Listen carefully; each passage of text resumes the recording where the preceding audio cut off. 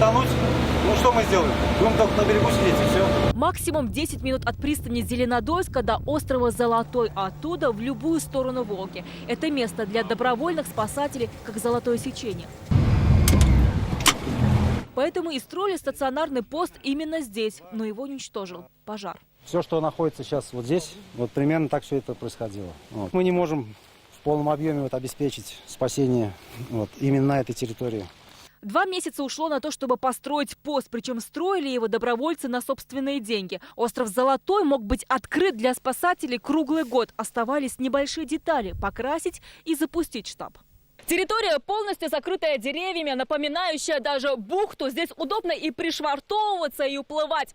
Пост должен был заработать в начале июля. Но вместо этого спасателям-добровольцам нужно думать о новом месте дислокации.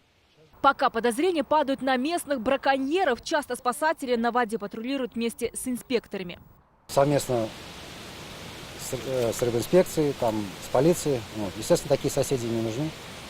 Поэтому и произошел такой факт. Сейчас обстоятельства пожара выясняют полицейские Зеленодольска. Возбуждено уголовное дело. По признакам преступления предусмотрено статьей 167 Уголовного кодекса Российской Федерации умышленное уничтожение или повреждение имущества. Проводятся оперативно-розыскные мероприятия. Нет поста, значит жизнь под угрозой. Сотрудники ОСВОДа объезжают и несанкционированные места для купания, которые в этом году уже унесли несколько десятков жизней. Так в Казани в эти выходные между Чашей и Ленинской дамбой погиб 9-летний мальчик.